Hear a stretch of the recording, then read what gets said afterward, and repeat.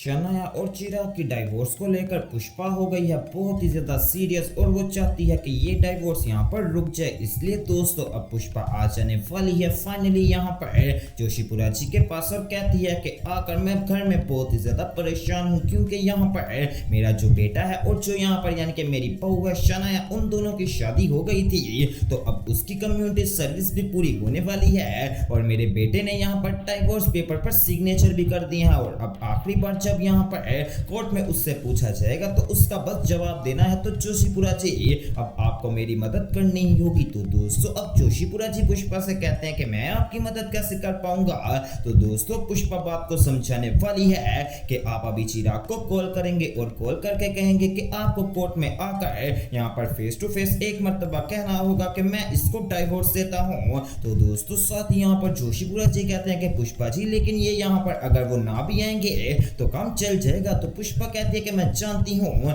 लेकिन फिर भी मैं ये चाहती हूँ कि शायद उनका फैसला बदल जाए। अब दोस्तों जोशीपुरा जी यहाँ पर पुष्पा की बात मान लेने वाले हैं और सीधा लगा देते हैं चिराग को कॉल। तो दोस्तों अब जब चिराग कॉल यहाँ पर अटेंड करता है तो जोशीपुरा जी कहने वाले हैं कि चिराग तुझे यहाँ पर अपनी डाइवोर्स को लेकर कोर्ट में आना पड़ेगा और आकर सबके सामने कहना पड़ेगा कि मैं यहाँ पर शनाया को डाइवोर्स देता हूँ। तो दोस्तों चिराग कहता है कि जोशीपुरा जी क्या मैं फिजिकल आना जरूरी है। तो दोस्तों जोशीपुरा जी कहते हैं कि जी हाँ फिजिकल आना बहुत ही ज्यादा जरूरी है। इधर से तुम भी आओगे और दूसरी तरफ से शनाया भी आएगी। अब दोस्तों यहाँ पर ये बात कह के चिराग कहता है कि ठीक है मैं थोड़ी देर में यहाँ पर पुलिस स्टेशन पहुंच रहा हूँ। अब दूसरी तरफ से दोस्तों यहाँ पर पुष्पा ने शनाया को भी बुलवा लिया है। अब इधर से शनाया आ जाने वाली है और दूसरी ओर से दोस्तों चिराग आ जाने वाला है। तो रास्ते में वो दोनों एक दूसरे से मिल जाते हैं। तो शनाया कहती है कि वाह चिराग मुझे ये लगता था कि तू बहुत ही ज्यादा अच्छा है लेकिन तू तो हर चीज को छोड़ रहा है। पहले इस शादी को छोड़ा और उसके बाद तूने मनवा को छोड़ा, अपनी ड्यूटी भी छोड़ दी और मुझे तो लगता है कि बाद में तू अपना यहाँ पर ये शहर भी छोड़ देगा। तो दोस्तों चिराग यहाँ पर शनाया से कहता है कि तू अपने काम से काम रख, मुझे जो करना है मैं वो करके ही रहूंगा। मुझे किसी की यहाँ पर ये बात नहीं चाहिए कि मैं क्या छोड़ूं और क्या ना छोड़ूं। तो दोस्तों चिराग कहता है कि चल अंदर यहाँ पर हमारा वेट कर रहे हैं जज साहब। तो दोस्तों अब जब यहाँ पर चिराग और शनाया अंदर जाने वाले हैं तो दोस्तों वो देखते हैं कि एक कपल खड़ा था जो कि दोस्तों उनकी सुलह करवा दी थी जजिस ने, जिससे दोस्तों वो दोनों कपल सच में काफी ज्यादा खुश हो गए थे। अब अचानक से दोस्तों चिराग और शनाया के माइंड में एक ख्याल आने वाला है जिसके अंदर जो चिराग है वो शनाया का हाथ पकड़कर जज के सामने कह रहा होता है कि शनाया हम दोनों से बहुत ही ज्यादा मिसअंडरस्टैंडिंग्स हो गई हैं लेकिन कोई बात नहीं, अब हम यहाँ पर अपनी सारी गलतियों को सुधार लेंगे। मैं तेरे साथ यहाँ पर रहना चाहता हूँ और हम दोनों दोबारा से एक मर्तबा जजिस के सामने शादी करते हैं और एक दूसरे के गले में माला भी पहनाते हैं। अब दोस्तों शनाया भी ये प्रॉमिस करती है चिराग के साथ और दोस्तों शनाया यहाँ पर पहले चिराग के गले में माला पहनाने वाली है और अब जो यहाँ पर चिराग है वो भी शनाया के गले में माला पहना देने वाला है। तो दोस्तों लेकिन यहाँ पर बहुत सारे लोगों ने इसको हकीकत में बदल दिया था कि इन दोनों की शादी हो गई है, हालांकि हकीकत में ऐसा कुछ भी नहीं है। अब दोस्तों जब जजेस यहाँ पर बुलवाते हैं दोनों को और कहते हैं कि बताइए आपने क्या करना है। तो चिराग कहता है कि मैं शनाया से डाइवोर्स लेना चाहता हूँ और दोस्तों ये बात चिराग सबके सामने भी कहकर वहां से चले जाने वाला है। अब दोस्तों पीछे से बदसा आ जाता है और आकर पुष्पा मौसी से कहता है कि मैं जानता हूँ कि आप इन दोनों की यहाँ पर डाइवोर्स रुकवाना चाहती हैं लेकिन अब क्या करें क्योंकि जो चिराग है उसने अब कोर्ट के सामने भी कह दिया है अब यहाँ पर कुछ नहीं हो सकता, लेकिन मासी अगर कुछ होता होगा तो मैं आपका साथ जरूर दूंगा।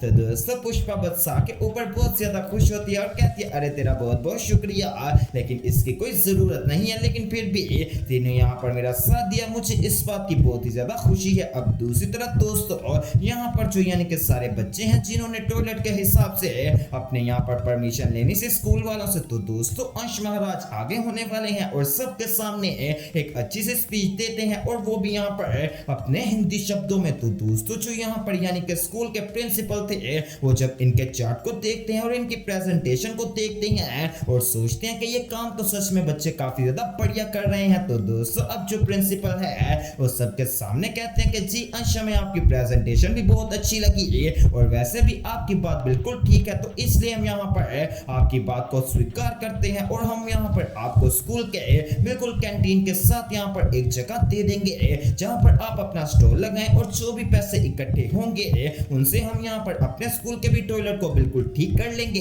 और अगर पैसे बच गए तो बाकी स्कूलों के टॉयलेट पर ये सारे पैसे लगेंगे ताकि जो बच्चे हैं जो कि वॉशरूम जाने से घबराते हैं वो इस तरीके से बिल्कुल ठीक हो जाएंगे। अब दोस्तों यहाँ पर जब अंश और तितली वगैरह ये बातें सुनते हैं तो सच में काफी ज्यादा खुश हो जाने वाले हैं कि चलो कम से कम हमारी बात तो सुनी गई और अब सारे बच्चों के लिए फायदा हो जाएगा।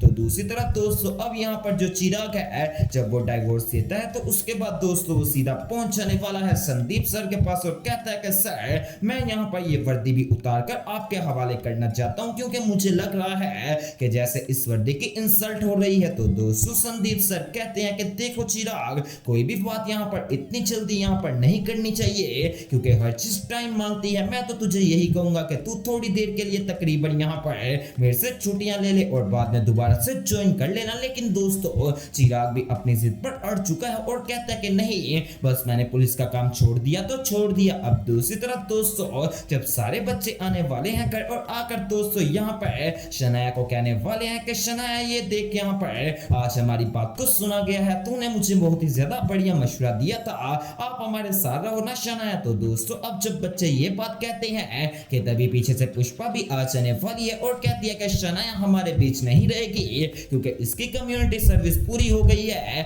और इसके बाद ये यहाँ से चली जाएगी। अब दोस्तों जब पुष्पा ये बात करती है तो शनाया को एक अजीब सा धचका सा लगने वाला है कि मैं तो कुछ और सोच रही थी और यहाँ पर तो काम बिल्कुल ही उल्टा हो गया। अब दोस्तों इतनी देर में पीछे से एक बंदा भी आ जाने वाला है जो कि दोस्तों यहाँ पर जब शनाया को कस्टडी मिली थी तकरीबन 3 से 4 साल की तो दोस्तों वो बंदा बीच में आ गया था और अब यहाँ पर दोस्तों वो बंदा आकर कहता है कि मैं शनाया की कस्टडी के हवाले से आया हूँ क्योंकि यहाँ पर 3 दिन के अंदर अंदर इसकी कस्टडी खत्म होने वाली है और पुष्पा जी ने यानी कि आपकी कस्टोडियन ने हमें आपके खिलाफ बहुत ही ज्यादा अच्छे यानी कि रूल्स मिले हैं और हमें बताया गया है आप सच में काफी ज्यादा बढ़िया है, इसलिए मैं आपसे सिग्नेचर करवाने आया हूँ। अब दोस्तों बेचारी शनाया जो कि इतना कुछ सह लेने वाली है और अब सबके सामने यहाँ पर उसको सिग्नेचर कर देने वाली है और दोस्तों जैसे वो सिग्नेचर करती है तो वो दोस्तों काफी ज्यादा इमोशनल होकर बिल्कुल किसी को बताए बगैर अपने कमरे में चले जाने वाली है। वैसे दोस्तों हम लोग भी इस बात को समझ सकते हैं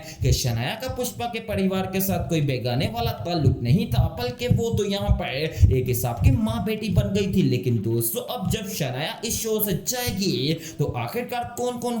जो होगा जो मेरी तरह यहाँ पर काफी ज्यादा डिसअपॉइंट होगा कि ये शनाया जो कि हमारी तकरीबन पुष्पा इम्पॉसिबल शो की जान बनकर रह चुकी है तो इसको क्या जाना चाहिए या फिर नहीं। तो दोस्तों ये सब तो आपको यहाँ पर अब आने वाले एपिसोड के अंदर ही देखने को मिलेगा तो वो सब देखना मिस मत कीजिएगा और इस तरह की मजीद अपडेट्स के लिए मेरे चैनल स्पाइसी एंटरटेनमेंट को सब्सक्राइब करें।